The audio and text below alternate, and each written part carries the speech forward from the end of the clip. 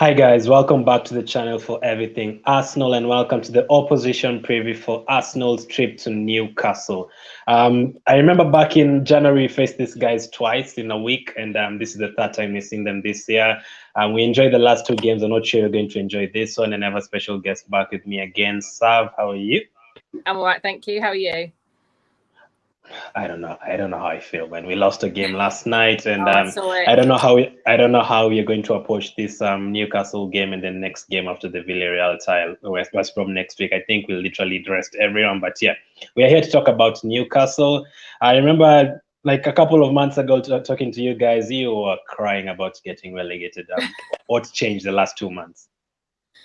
Well, we've had a little bit of a run, not a massively successful one, I wouldn't say. We've got a few draws, you know, a couple of wins, but we seem to have turned a corner. A lot of our injured players that were main ones out, Callum Wilson, St. Maximum, they've returned, and it's just given us a bit of a breath of fresh air back into what was going on.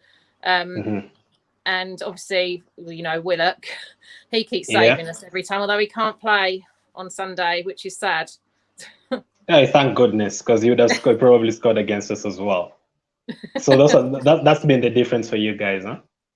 Oh yeah, definitely. He's been brilliant addition. And actually, when they announced that we were going to have him on loan, I was initially really disappointed because I wanted Maitland-Niles. I was all like, I even bought him on FIFA. I was really like, oh yeah, we need to get Maitland-Niles in. And so I was disappointed because I hadn't really seen much of Willock. And then when since he's come in, he's just been brilliant, and he sort of gets what the club's about. He gets the fans, and he knows how he communicates with the fans great, and yeah, it's just been brilliant. How much was he on FIFA, Niles? Just some random question. Oh, I can't remember what I paid for him. I bought him like last season. I can't remember. He's done well for West Brom as well, the last few weeks as well. So he could have been a good job for you. But I think you guys needed someone to like get you goals from midfield because the likes of Hendrick and Shelby don't really score goals. So I think you guys definitely needed goals from midfield. So Newcastle against Arsenal this weekend. Before we get into that, give a shout out to your new channel so that guys can subscribe to you. Yeah, the link for it is pinned on my profile, but it's Sav Mondo on YouTube. But if you put in Sav Mondo on YouTube, it'll just come up with the work that I've already done. So until I post the video, you won't be able to find me through YouTube. Yeah, I'll put a link in the description, no worries. So let's get into the opposition for Newcastle and Arsenal. So I'll go through your results and form this season first, Sav. So obviously you're currently in 16th. You're on 36 points. You've won 9 games. You've drawn 9. You've lost 15 games. You've scored 36. You've conceded 54, goal difference of -18. But the last 5 games, that's where the difference has been. You've managed 2 wins, 2 draws, and 1 loss. And you managed draws against teams like Tottenham and Liverpool. So what have you made of the last 5 games in your season so far? You know, we've actually been a lot more enjoyable to watch than what we was. We're driving forward, and the players look like they've got a bit of fight in them. I think the addition of Matt Ritchie coming back has made a lot of difference. He's one of those players you can always hear him screaming and trying to get some motivation into the side, and I think that was what we were shouting out for. We haven't got many players that will actually do that. So yeah, it's been vastly improved, and it feels like the team are actually the squad are actually working together now rather than all running about looking like they were lost before. So I'm hoping, fingers crossed, it carries on improving. So from the 9 wins and the 9 draws, I'm going to ask you a few questions from that. So personally, which has been your favorite game this season? Which has been your best result so far this season? That's a really difficult one. Yeah. You know what? This season, Everton, because I really don't like that Pickford. And if we compete against him, he rages. There was one where he had to sit on the bench and he was raging about us winning. So yeah, beating them is always quite nice. Is it the one home or away? Because I know he did a double over them. Home or away? I think it was the away one. The away. That's the one. That's the biggest result. Yeah, the one that you enjoyed most. Yeah, that was. It's always quite sweet when you see him upset. So for me, that would be it. Yeah, I think the one that springs straight to my mind is the Burnley one. I mean, this was a big one for you. Like, I think if you lost this game, things would have been really, really different. So what did you make of ASM in that game, St. Maximin? Oh, he just came back and he was on it. Like, I was actually when he came back, because he can be inconsistent, or he has been inconsistent for us in the past. I was a bit dubious as to whether he'd hit the ground running or not. And he really has. He's come back, and every single game he's played, I haven't really seen him off of it. He's doing some really nice little runs. And yeah, he has been what we've been lacking, really, is someone that actually runs forward, because we just don't do that often. But the one thing I will say about him is it's just his finishing sometimes can just be slightly lacking. But he's only young. If he improves on that, I mean, it'd be brilliant. I hope he'll be an Arsenal player when improving on that. I mean, all he's the got Arsenal fans in his comments, if you look, come to Arsenal all the time. I know he'll probably score a goal against us this weekend. He's got a really good goal at Old Trafford, I remember. I think it was this year. He's got a really good goal from a corner. So I actually really like him. I think he's made the difference a lot. And then let's get to the negatives. From the 18 losses, which results hurt the most? Oh, God, they all blur together. But there's always them predictable ones, like against you. We have got a really poor track record against Arsenal if you look through the history of it. And it's those ones where you think, do you know what? Like, I've even got, not so much actually this weekend, but we probably end up losing, so I'll just prove myself wrong. But those ones, when we got knocked out of the cups and we were turning up, parking the bus and just not performing at all, they were really disappointing for me. And then it gets to a point where you lose so much, you just get used to it. I know it sounds really bad. You get really angry about it, but you kind of get to a point where you're just like, oh, I'm just used to it now. It doesn't numb. But I'd say those Runner Cup games, and when we got kicked out, of the Carabao Cup and the FA Cup, that was a real depressing time, because we hadn't actually started too badly this season. And that was when I thought, you know what, we're going to nosedive here. And we did, to an extent, when we're trying to get our way back up, but we did. Which team knocked you out from the Carabao Cup? Was it a championship team? Oh, it was. Who was it? Was it Brentford? Brentford. Yeah, I remember that. That was a dark time for you guys. You guys were sad week in, week out, like you couldn't get any result. And then Brighton away. That's the last time I saw you guys crying. Brighton away. You guys thought you were done. Brighton, I mean, considering where they are in the table, they've embarrassed us this season. They've had 6 goals against us. And ASM on that first game, when we played them, he was really poor. He couldn't handle it at all, and he sort of ended up limping off. But we some reason we just can't handle Brighton at all. Early on in the season, I remember we played them like in the second game of the season. So for me, I think that Brighton game actually was very, very damaging for you. I actually thought you were done after that game. The man of losing that game like to a relegation rival, that was crazy. So that was the results. Those were the results for Newcastle this season. Obviously, you have 5 games remaining. I'll put them on screen right now. I can see you have Arsenal away next, and then you have Leicester away, and then you have a good, tough home fixture against Man City. They might have already clinched the Premier League at that time. Sheffield United at home and Fulham away. So 15 points available. So how many do you think you'll get? Maybe 4. 4? Yeah, maybe. It depends. It just depends on our style of play. I think Sunday is going to be a real telling time, because, as I say, we have always been quite poor against Arsenal. So if we turn up, it's the consistency. We have had a good few games, but whether we keep on it is really questionable. I'm hoping that we do, obviously. But I think it'll be a telling time against Arsenal, because obviously you played last night. So you would think you're playing again on Sunday, and then you're playing again midweek next week.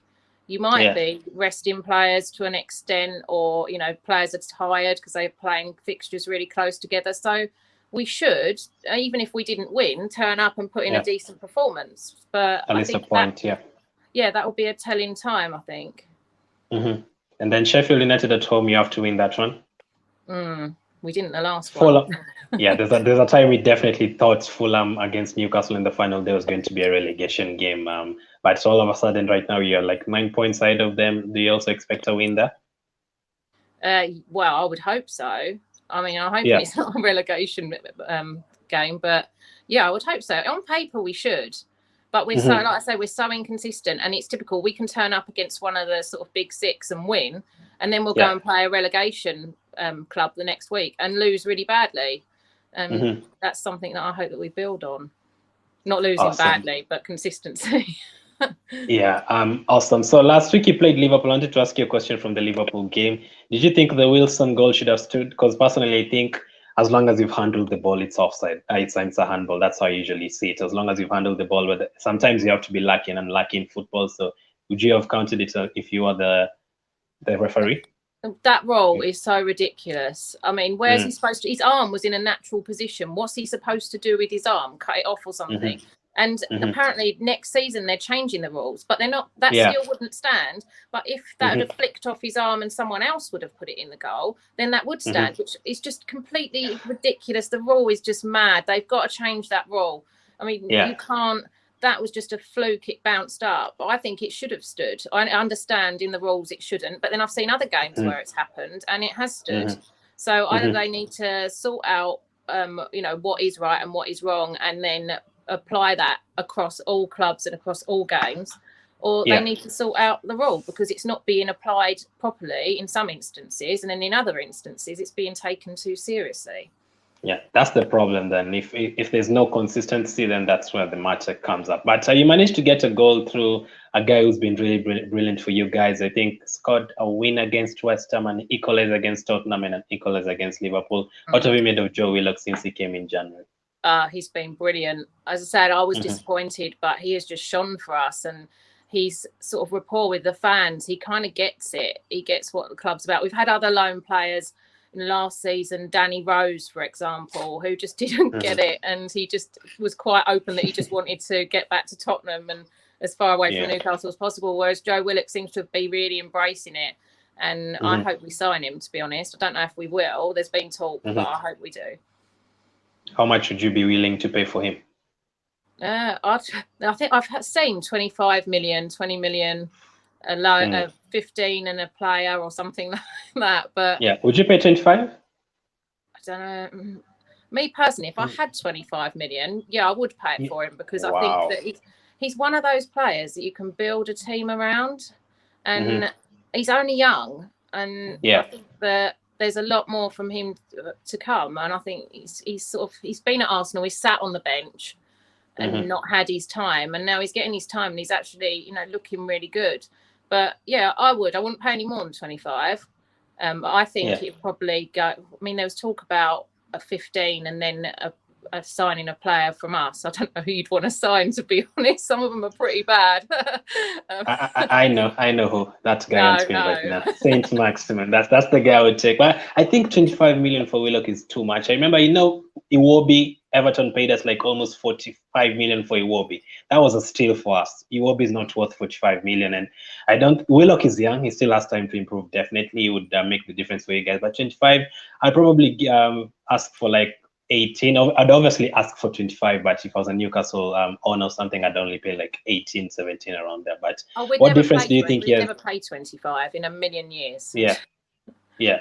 Maybe this is the time Steve Bruce and Mike Ashley prove themselves to be the guys for Newcastle. So what aspect in Willock's game has impressed you most? Is it the goal scoring? Is it the positioning? Is it the energy? Yeah, he's just a real box-to-box midfielder. He's always making runs, and he plays forward, which a lot of our players wasn't. We was taking a throw by the penalty area and then passing it back to the keeper. So he actually drives us forward, which is why I think he's, nicking the goals that he is, because he's getting into the right positions. So, I think, and as you say, energy as well, definitely. We need that. But, he's made a definite improvement. It's funny how literally the quotes that usually goes like one man's trash is another man's something. That's treasure, that's saying that's treasure. So because at Arsenal, if you saw him last year around November, December, the way Arsenal fans are talking about him, he's not good enough. He should leave Arsenal. He should go to the Championship. But he's made the difference for you guys. So, like Danny Rose, he was poor for you guys. He's been poor for Tottenham. He hasn't even been playing. Like he might go to like a Brighton and become their best player. You never know. So he's got a stinking attitude. I think that's his problem. Yes. We've had a lot of those players recently as well. So Willock has been great for you. Which other players stood out for you the last 5-6 games? Obviously Matt Ritchie. I've mentioned him. He's got a bit of a problem with his calf, so he might not be fit for Sunday, which would be sad. I'm hoping he will be though. A lot of people sort of, when I say, oh, I love Matt Ritchie, like, oh, he's a championship player, his legs have gone. If you watch that guy running around, he's constantly screaming instructions to people, sort of keeping the motivation going, and he actually cares, and that's something that lacks, say, in the likes of Shelby, Hendrick. I feel like they don't care. Obviously, ASM is brilliant. He's come back. He's really doing a good job at the moment for us. I'm just hoping he doesn't get injured, because he does seem a little bit injury prone, and he gets knocked because of how fast he is. The sort of defenders just run at him. Dubravka as well, our goalkeeper. I mean, it's like, because he was out at the beginning of the season, Darlow was in. And Darlow did a great job, but when Dubravka came back and was sat on the bench, the nerves seemed to get to him, and he gave away some really silly goals at his near post and things. So Dubravka's just come back, and obviously he's quite a vocal player as well. He shouts about from the back and sort of guides people. So yeah, him as well, definitely. Were you one of those fans who wanted Dubravka to come in for Darlow when he returned? Not straight away, no, because I thought the Darlow had done a really good job, to be honest. And when Dubravka was first injured, I was like, oh my God, who are we going to get to replace him? Like, I wasn't even sure that Darlow was up to the job. But considering he was thrown in at the deep end, you know, with being at number one for a while, I thought he did brilliantly. And it was just when Dubravka came back on the bench, you could just see, just looked like he was a little bit sort of under pressure. And then he started making some silly mistakes, and Dubravka doesn't necessarily make those mistakes. I mean, our last game, he pulled off some amazing saves. So I think he's the right choice to come back. But I think that it was right that Darlow had his chance to prove himself before he came back. Yeah. Let's talk about the manager, Sav. Steve Bruce, the legend himself, Steve Bruce. I knew he was going to keep you guys up. I was never in there. Look at how happy he was there. Just look at how happy he was. And you guys wanted him out. So he's kept you up. So do you think he'll leave by himself at the end of the season, or do you think he'll want another season with you guys? Well, I've heard a rumor that I think I read something the other day that apparently he said that he wants to leave because of his health at the end of the season. But I personally can't see him walking away. He did say in an interview, I will never walk away. So I'll have to be sacked. So I don't know how true that actual quote was, or whether it was something that someone made up. But I think we'll probably be stuck with him next season. I'm still not sold on him at all. I gave him last season. I thought, you know what, I'm going to give him a chance, because he'd come in, no one wanted him, but I thought, well, maybe he might do us some good. And then, like last season, we were mediocre. This season, we sort of crashed and burned. And his son, Alex Bruce, he's actually got me blocked on Twitter, and I don't even know why. I've never actually spoken to him. He must just search for the hashtag or something and what people are saying. But he winds all the fans up. Steve Bruce has said some things that have wound the fans up, but I'm kind of glad for Steve Bruce, because he does look a little bit ill. Like, he's really red in the face, and he looks under pressure all the time. I'm kind of glad that he's had this run, because I think with fans imminently coming back soon, it will be a better atmosphere than what it had been when we were losing game after game, and he was sort of like, oh well, you never know, well, hopefully we'll win next time, and that attitude, because that was going to get bad. But I mean, I think I like him. I think he's a nice guy. I was so happy for him when that goal went in. He's a nice guy. But I don't necessarily rate him as a manager as such. And you can see how much he had Klopp rattled. Like, he literally had Klopp rattled against Liverpool.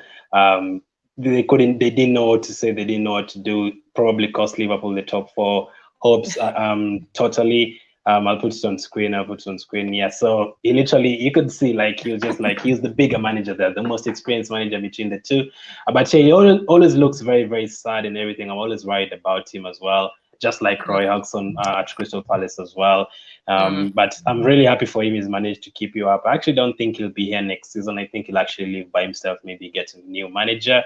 But yeah, I've been really, really happy with for him totally. So Sav, it's Arsenal this weekend. Obviously, you're probably not scared of us the way maybe you would have been scared in January. You've been on terrible form as well. I think you haven't won like almost a month or something. So what do you want to see this weekend in terms of starting lineup? I'd like to see similar to what we've been putting out, to be honest, at the moment. I would love to see a little bit of, I'd love to see Willock obviously in there. I'd actually swap him for Shelby, but obviously he can't play, so we'll probably have to stick with long ball Shelby. But yeah, basically what we've been putting out, but with that motivation and drive that we've been having. I mean, Callum Wilson, I think he could be able to start now because he hasn't been starting. He's playing Arsenal. He'll definitely recover as well, you know. Yeah, he's been coming on for sort of 30 minutes, but he was coming back from injury. So it's been a few weeks now. I wonder if he will start, which would be great. I'd probably swap him for Joe Linton. Just because obviously he's a better striker. But yeah, just as long as we play with that sort of motivation. But say it's a really telling one, this one, because for some reason we really seem to struggle with Arsenal at times. So it's a difficult one. I'd hope we would get at least a point. So you might. I think you will. I think you will, because for us, I think we'll rest everyone. I don't think you'll see any of those players that played against Villarreal. Saka will definitely not play. Aubameyang didn't start, so you might get a few minutes here.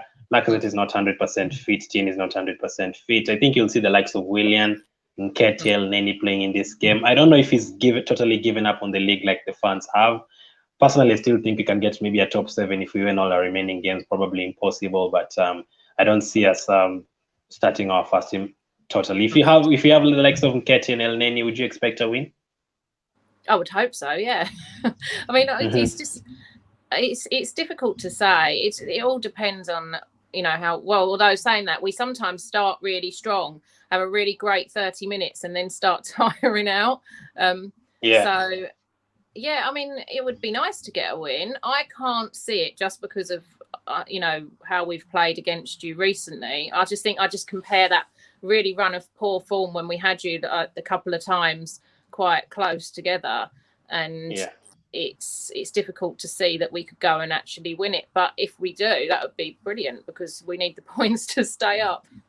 Yeah, I know you've been following the stats and everything about us you guys not beating us, but Everton, the last time that done a double of us, I think it's like 60s or 70s. Wolves have never beaten us since the 60s, so this is your chance to beat us. One game I never forget, 2 games I never forget. Okay, what's your best memory of Newcastle and Arsenal? Let me ask you first. Can you ask when? Best memory of Newcastle and Arsenal for you? Which my game first do you remember? ever game.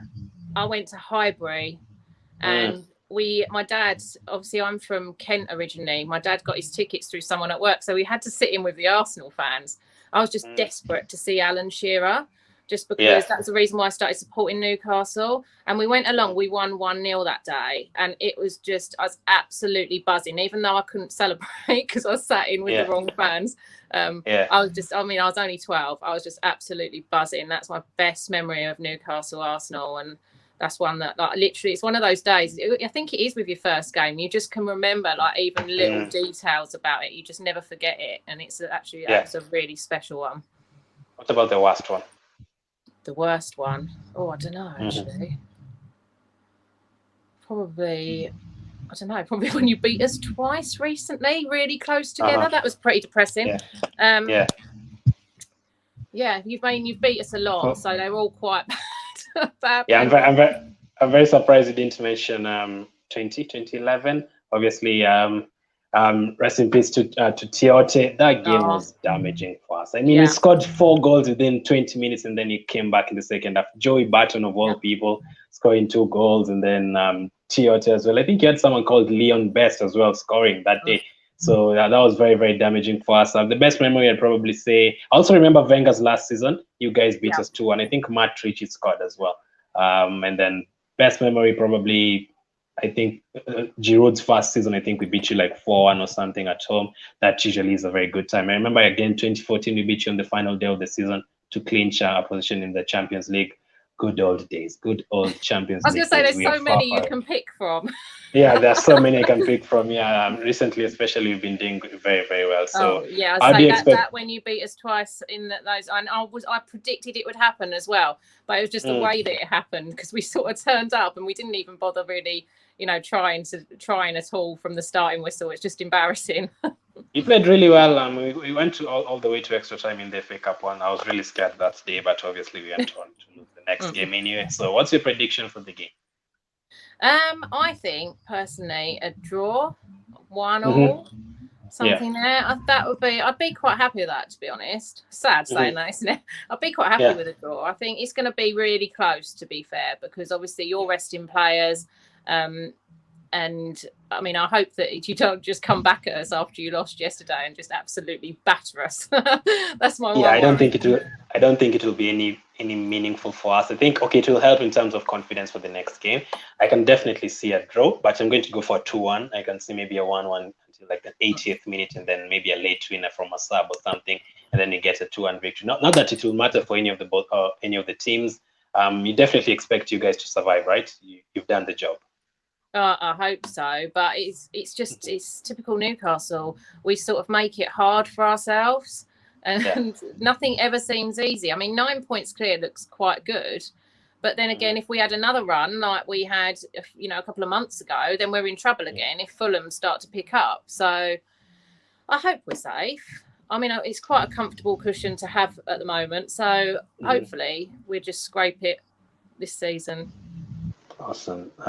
Final question. Since you like F1, if Newcastle was an F1 car, which car would you be? Oh, well, a couple of months ago, we'd have been Haas. Yeah. Oh, God. Probably, actually. And we were talking about this just before we came on, when I said it was a bad time to pick your teams in the 90s. Ferrari, like we used to do really well and win quite well, and now we're just completely struggling. I can use the same car to represent Arsenal, but in different terms. Like Arsenal being Ferrari, a lot of people expecting a lot from the team, and then they just don't deliver. That's like battle lesson. But thank you very much, Sav, for coming on. Make sure you follow her on Twitter, and I'll have a link to a new YouTube channel in the description. Big game. I'm not sure, but big game for any of the teams. Newcastle want to win against Arsenal, and Arsenal don't want to lose like 4-5 games in a row. So let's see how it goes. Thank you for watching. Keep staying safe, and I'll catch up with you guys.